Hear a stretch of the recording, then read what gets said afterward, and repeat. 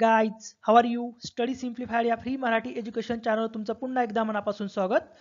आज आपण जे राहिलेले काँग्रेसचे अधिवेशन आहेत तर ती आजच्या पार्टमध्ये आपण पूर्ण कव्हर करणार आहोत, जी की एक्झामच्या दृष्टिकोनातून खूप महत्त्वाचे असणार आहेत. आय होप की तुम्ही जे भारतीय राष्ट्रीय काँग्रेसची काही अधिवेशनाचं जे पहिलं लेसन आहे ते तुम्ही पाहिलं असेल. नसेल पाहिलं तर नक्की पाहून घ्या, कारण एक्झामच्या दृष्टिकोनातून ते लेसन खूप महत्त्वाचे आहेत.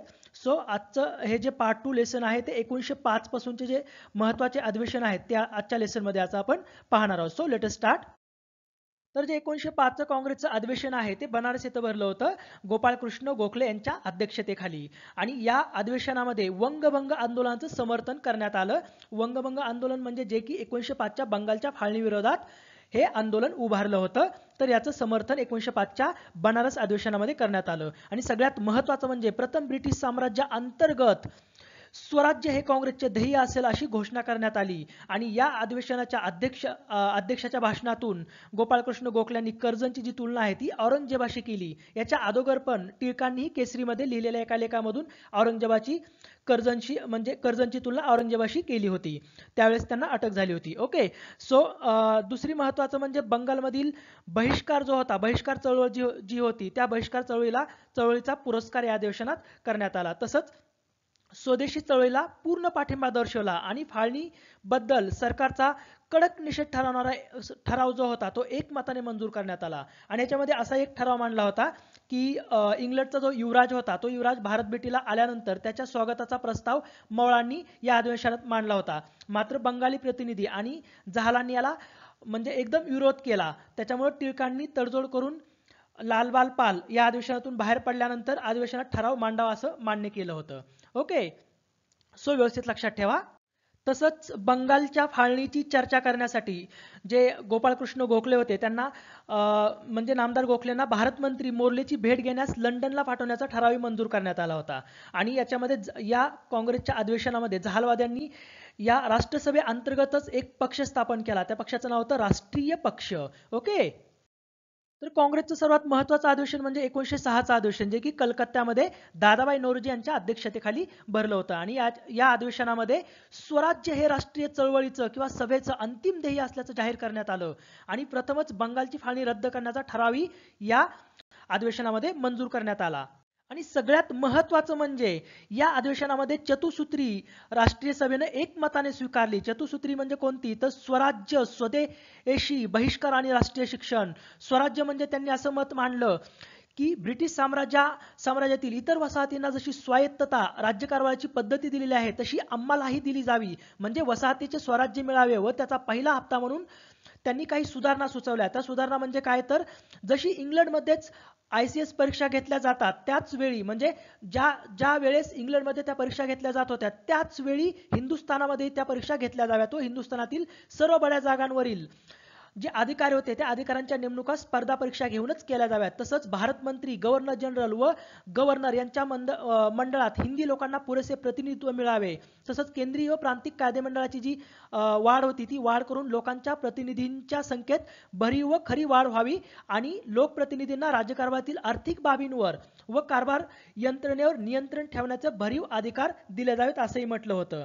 आणि सगळ्यात महत्त्वाचं म्हणजे लोकल व म्युनिसिपल संस्थांचे जे अधिकार आहेत ते वाढवले जावेत असंही या स्वराज्याअंतर्गत म्हटलं होतं. आणि इंग्लंडमध्ये अशा संस्थांवर सरकारचं जसं वर्चस्व असतं त्याहून अधिक सरकारचे वर्चस्व येथील संस्थांवर नसावं असंही या स्वराज्या अंतर्गत म्हटलं होतं. दुसरं म्हणजे स्वदेशी. स्वदेशी म्हणजे काय? तर आपल्या देशातील लोकांनी परकीय मालाऐवजी स्वदेशीतील मालाची निवड करून देशी उद्योगधंदे म्हणजे स्थापन व त्या चळवळीला यशस्वी करावा असं म्हटलं होतं. तिसरं म्हणजे बहिष्कार. आणि चौथं म्हणजे राष्ट्रीय शिक्षण. राष्ट्रीय शिक्षणाअंतर्गत यांनी असं स्पष्ट केलं होतं, आपल्या मुलामुलींना राष्ट्रीय शिक्षण देण्याची आणि वाडमयीन शास्त्रीय व तांत्रिक शिक्षण पद्धती तयार करण्याची वेळ आलेली असून राष्ट्रीय शिक्षणासाठी राष्ट्रीय पातळीवर प्रयत्न सुरू व्हावेत यासाठी त्यांनी राष्ट्रीय शिक्षण अंतर्गत त्यांचं मत मांडलं. ओके. सो व्यवस्थित लक्षात ठेवा. चतुसूत्री स्वराज्य, स्वदेशी, बहिष्कार आणि राष्ट्रीय शिक्षण. तर पुढचं महत्त्वाचं अधिवेशन म्हणजे 1907चं अधिवेशन. ॲक्च्युअली 1907चं जे अधिवेशन होतं ते प्रस्तावित नागपूरमध्ये होतं. पण तिथं मौलाना असं वाटलं की तिथं जहाल गटाचं वर्चस्व मोठ्या संख्येनं उपस्थित राहून म्हणजे टिळकांना ते अध्यक्ष बनवतील. म्हणजे जे जहाल नेते आहेत ते टिळकांना अध्यक्ष बनवतील म्हणून त्यांनी काय केलं, मेहतांचा बालेकिल्ला म्हणून सुरतची निवड केली आणि 1907चं अधिवेशन रास बिहारी घोष यांच्या अंतर्गत सुरत येथं भरवलं. ओके, तर ते जे अधिवेशन प्रस्तावित होतं ते नागपूरमध्ये होतं आणि त्याचे स्वागताध्यक्ष जे होते ते मदन मोहन मालवीय होते. ओके, आणि सगळ्यात महत्त्वाचं म्हणजे 1907च्या अधिवेशनामध्ये राष्ट्रीय सभेत फूट पडली, म्हणजे जहाल आणि मवाळांमध्ये फूट पडली. तर मित्रांनो 1908 साली काँग्रेसची 2 अधिवेशनं पार पडली. ॲक्च्युअली एप्रिल 1900 दरवर्षी म्हणजे डिसेंबरमध्ये काँग्रेसची अधिवेशने ठरलेली होती. पण एप्रिल 1908 मध्ये त्यांनी काय केलं, अलाहाबादमध्ये एक काँग्रेसचं विशेष अधिवेशन भरवलं आणि त्याच्यामध्ये इंडियन नॅशनल काँग्रेसची नवीन घटना आणि सुरत येथील अधिवेशनामध्ये जे ठराव होते त्या ठरावावर शिक्कामोर्तब केलं. आणि नंतर 1908चं जे डिसेंबरमधलं अधिवेशन होतं ते मद्रासमध्ये भरलं होतं रास बिहारी बोस यांच्या अध्यक्षतेखाली. ओके, 1907चं पण रासबिहारी बोस आणि 1908चं पण रासबिहारी बोस यांच्या अध्यक्षतेखालीच हे अधिवेशन भरलं होतं. तर 1908च्या काँग्रेसच्या अधिवेशनात काँग्रेसची जी नवीन घटना होती ती नवीन घटना लिहिली गेली होती, तिला मंजुरी देण्यात आली. ओके, व्यवस्थित लक्षात ठेवा. आणि हे जे 1909चं काँग्रेसचं अधिवेशन आहे जस्ट लक्षात ठेवा लाहोरमध्ये भरलं होतं मदन मोहन मालवीय यांच्या अध्यक्षतेखाली. आणि त्याच्यामध्ये जस्ट असं एक्सप्रेस केलं होतं की disapproval over formation of separate electorates, okay, on the basis of religion. Okay, व्यवस्थित लक्षात ठेवा. 1916चं जे काँग्रेस अधिवेशन होतं ते खूप महत्त्वाचं ठरतं. याच्यामुळे महत्त्वाचं ठरतं की याच्यामध्ये 1907ला जी इंडियन नॅशनल काँग्रेसमध्ये म्हणजे जहाल आणि मवाळांमध्ये जी स्प्लिट पडली होती, जी फूट पडली होती, ती जहाल आणि मवाळ नंतर ह्या 1916च्या अधिवेशनामध्ये एकत्र आले आणि ते अधिवेशन लखनौमध्ये S.C. मुजुमदार यांच्या अध्यक्षतेखाली भरलं होतं. आणि त्यांची जी मागणी होती ती हिंदी जनतेला साम्राज्याअंतर्गत स्वराज्य मिळावे म्हणून त्यांनी एकमुखाने मागणी केली. आणि सगळ्यात महत्त्वाचं म्हणजे 1916च्या राष्ट्रीय काँग्रेसच्या अधिवेशनामध्ये लखनौ कराराला मान्यता देण्यात आली, जो की मुस्लिम लीग आणि राष्ट्रीय सभेअंतर्गत हा करार झाला होता. तर या कराराअंतर्गत राष्ट्रीय सभेनं मुस्लिमांच्या विभक्त मतदारसंघाला मान्यता दिली. व्यवस्थित लक्षात ठेवा. नंतर सप्टेंबर 1920 मध्ये एक अधिवेशन भरलं होतं कलकत्त्यामध्ये, विशेष अधिवेशन भरलं होतं, कारण दरवर्षी डिसेंबरमध्ये अधिवेशन भरतात. तर 1920 मध्ये 2 अधिवेशन झाले होते, एक नागपूर अधिवेशन आणि एक कलकत्ता अधिवेशन. जर ते सप्टेंबरमध्ये कलकत्ता अधिवेशन झालं होतं ते लाला लजपतराय यांच्या अध्यक्षतेखाली झालं होतं आणि याच्यामध्ये असहकार पुकारण्याचा ठराव मांडण्यात आला. आणि 1919च्या कायद्यान्वये होणाऱ्या ज्या निवडणुका होत्या त्या निवडणुकावर बहिष्कार टाकण्यात आला. ओके, तर 1919चं जे मेन अधिवेशन होतं डिसेंबर 1920 मध्ये भरलेलं नागपूरमध्ये अधिवेशन भरलं होतं विजय राघवाचार्य यांच्या अध्यक्षतेखाली. तर याच्यामध्ये काँग्रेसची जी घटना होती त्या काँग्रेसच्या घटनेमध्ये बदल करण्यात आला आणि सगळ्यात महत्त्वाचं म्हणजे असहकार चळवळीच्या ठरावाला या नागपूर अधिवेशनामध्ये मंजुरी देण्यात आली. तर पुढचं महत्त्वाचं अधिवेशन म्हणजे 1928चं काँग्रेस अधिवेशन, जे की कलकत्त्यामध्ये मोतीलाल नेहरू यांच्या अध्यक्षतेखाली भरलं होतं आणि याच्यामध्ये नेहरू रिपोर्ट स्वीकारण्यात आला. ओके, आणि सगळ्यात महत्त्वाचं म्हणजे जे यंगस्टर्स होते म्हणजे आपले सुभाषचंद्र बोस नंतर जवाहरलाल नेहरू यांनी डॉमिनन्स स्टेटसची मागणी केली. पण ती मागणी जर पूर्ण नाही केली तर एका वर्षाच्या अवधीत साम्राज्याअंतर्गत पूर्ण स्वातंत्र्य मिळवण्याचं आम्ही स्वतंत्र आंदोलन उभारू असा त्यांनी निर्णय घेतला. ओके, नंतर 1929 सालचं जे काँग्रेसचं अधिवेशन होतं ते लाहोरमध्ये भरलं होतं, ते खूप महत्त्वाचं आहे. ओके, तर जवाहरलाल नेहरू यांच्या अध्यक्षतेखाली 1929चं लाहोर अधिवेशन भरलं होतं. व्यवस्थित लक्षात ठेवा, 1928चं मोतीलाल नेहरू आणि 1929चं लाहोर अधिवेशन जवाहरलाल नेहरू यांच्या अध्यक्षतेखाली भरलं होतं. तर सगळ्यात महत्त्वाच्या याच्यामध्ये कुठल्या कुठल्या बाबी घडल्या तर गोलमेज परिषदांवर बहिष्कार घालण्यात आला आणि सगळ्यात महत्त्वाचं म्हणजे स्वराज्य किंवा पूर्ण स्वतंत्र हे काँग्रेसचे ध्येय ठरवण्यात आले. Purna Swaraj or complete independence declared as the aim of the Indian National Congress. सविनय कायदेभंगाची चळवळ जी होती ती सुरू करण्याचा मानस याच्यामध्ये व्यक्त करण्यात आला. आणि सगळ्यात महत्त्वाचं म्हणजे 26 जानेवारी 1930 ही जी डेट आहे ती fix as the first independence day to be celebrated everywhere. सगळ्या देशामध्ये ही 26 जानेवारी 1930 ची जी डेट होती त्याच्यामध्ये म्हणजे पहिला स्वातंत्र्य दिवस म्हणून साजरा करण्याचं ठरवण्यात आलं. पुढचं 1931चं जे काँग्रेसचं अधिवेशन होतं ते कराचीमध्ये भरलं होतं आणि ते सरदार वल्लभभाई पटेल यांच्या अध्यक्षतेखाली भरलं होतं. तर याच्यामध्ये जो गांधी आयर्न पॅक्ट होता किंवा त्याला आपण दिल्ली पॅक्ट म्हणतो, तो गांधींनी काय केला, मान्य केला, त्याला एंडोर्स केलं. ओके. सो आणि सगळ्यात महत्त्वाचं म्हणजे जो पूर्ण स्वराज्य होता, पूर्ण स्वराज्य ध्येयाचा पुनरुच्चार करण्यात आला आणि सगळ्यात महत्त्वाचं म्हणजे फंडामेंटल राईट्स म्हणजे मूलभूत कर्तव्य आणि नॅशनल इकॉनॉमिक प्रोग्राम म्हणजेच राष्ट्रीय आर्थिक धोरणाचा याच्यामध्ये ठराव मंजूर करण्यात आला. व्यवस्थित लक्षात ठेवा, मूलभूत हक्क आणि राष्ट्रीय आर्थिक धोरणाचा ठराव 1931च्या कराची अधिवेशनामध्ये मंजूर करण्यात आला. तर आता आपण एक्झामच्या दृष्टिकोनातून काही महत्त्वाच्या काँग्रेसच्या अधिवेशनाच्या फॅक्ट्स बघूया. ओके.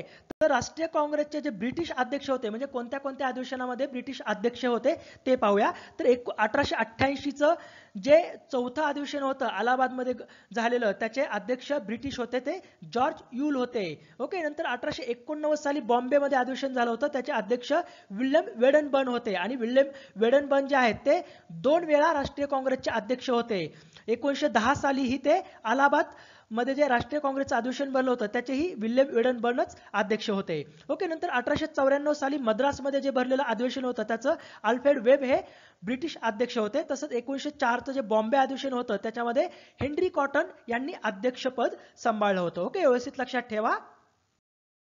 तर आतापर्यंत 2 व्यक्तींनी 3 वेळेस काँग्रेसचं अध्यक्षपद भूषवलं. त्याच्यामध्ये पहिले होते दादाभाई नौरोजी यांनी 1886 कलकत्ता, तसंच 1893 लाहोर आणि 1906 कलकत्ता. ओके. अशा 3 अधिवेशनचं अध्यक्षपद त्यांनी सांभाळलं होतं. नंतर जवाहरलाल नेहरू यांनीही 3 वेळा अध्यक्षपद भूषवलं होतं. 1929 लाहोर अधिवेशनाचे ते अध्यक्ष होते. तसंच 1936 मध्ये 2 अधिवेशनं झाले होते, लखनौ आणि फैजपूर. त्या दोन्ही अधिवेशनाचे अध्यक्ष जवाहरलाल नेहरूच होते. नंतर सगळ्यात महत्त्वाचं म्हणजे टिळकांना एकदाही अध्यक्षपद मिळालं नाही. ओके. नंतर महात्मा गांधी फक्त एकाच अधिवेशनाचे अध्यक्ष होते, 1924च्या बेळगाव अधिवेशनाचे ते अध्यक्ष होते. नंतर तुरुंगात असताना अध्यक्ष झालेले कोण होते, तर चित्तरंजन दास होते. 1921च्या अलाहाबाद म्हणजे अधिवेशनाचे ते अध्यक्ष होते. तर जे काँग्रेसचे अधिवेशन होते त्या अधिवेशनाच्या अध्यक्षपदाचा राजीनामा कोणी कोणी दिला, तर चित्तरंजन दास आणि सुभाषचंद्र बोस या 2 नेत्यांनी, म्हणजे ते अध्यक्ष असताना त्यांनी राजीनामा दिला होता. नंतर ग्रामीण भागातलं पहिलं अधिवेशन जे आहे ते 1936 साली फैजपूर महाराष्ट्र येथे भरलं होतं, ज्याचे की जवाहरलाल नेहरू अध्यक्ष होते. ओके. नंतर सर्वात तरुण अध्यक्ष कोण होते, तर मौलाना अबुल कलाम आझाद, जे की 1923च्या दिल्ली विशेष अधिवेशनाचे अध्यक्ष होते. ओके. नंतर कोणत्या वर्षी अधिवेशन झाले नाही, तर 1930 या वर्षी काँग्रेस अधिवेशन झालं नाही. सगळ्यात महत्त्वाचं म्हणजे पहिल्या महिला अध्यक्ष कोण होत्या काँग्रेसच्या, तर ॲनी बेझंट 1917च्या कलकत्ता अधिवेशनात त्याच्या अध्यक्ष होत्या. आणि सगळ्यात महत्त्वाचं म्हणजे पहिल्या भारतीय महिला अध्यक्ष काँग्रेसच्या कोण होत्या, तर सरोजिनी नायडू होत्या. 1925च्या कानपूर अधिवेशनाच्या त्या अध्यक्ष होत्या. सो व्यवस्थित लक्षात ठेवा.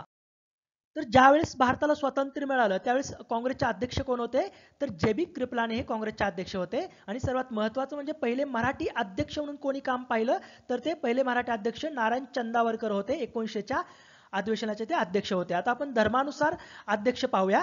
तर काँग्रेसचे पहिले पारसी अध्यक्ष दादाभाई नौरोजी होते. पहिले ख्रिश्चन अध्यक्ष व्यामचंद्र बॅनर्जी होते.